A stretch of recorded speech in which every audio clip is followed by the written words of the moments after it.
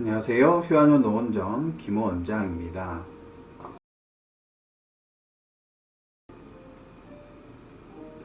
임상에서 ADHD를 진단할 때 염두해야 할 사항은 크게 네 가지로 좁혀볼 수 있습니다. 첫째, 정상 행동과 구별이 어렵다는 점입니다. 정상 아동 중 남아는 57%, 여아는 42% 정도 과잉 행동을 보입니다. ADHD는 주의 집중이나 충동 조절과 관련된 뇌회로 자체의 문제가 원인이지만 이 통계 수치와 같이 정상 아동도 유사한 모습을 보일 수 있기 때문입니다.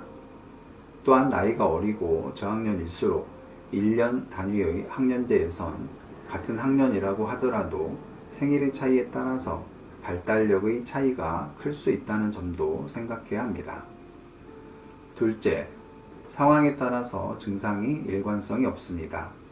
어떤 아이는 낯선 상황에서는 얌전하지만 학교에서만 산만하고 과잉 행동을 보여 수업 태도가 엉망일 수 있습니다. 즉 ADHD로 진단하려면 어떤 특정 환경에서만 보이는 것이 아니라 가정, 학교, 학원 등 다양한 환경에서 골고루 나타나야 합니다. 그러므로 학교 담임 선생님이나 학원 선생님 등 노출된 환경에서의 아이를 맡고 있는 담당자들의 의견을 반드시 들어봐야 합니다. 셋째, 보호자와 ADHD 아동의 인식이 일치하지 않을 때가 많습니다. 임상에서 보면 서로 일치하는 경우는 대략 20% 정도밖에 없습니다.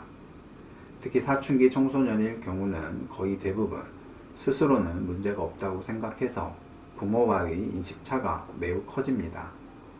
이렇게 인식 차이가 크고 아동 스스로 병식이 없을수록 ADHD 진단도 어려워지고 예후는 더욱 불량해지게 됩니다. 넷째, 진단을 위한 생물학적 표지자가 없습니다.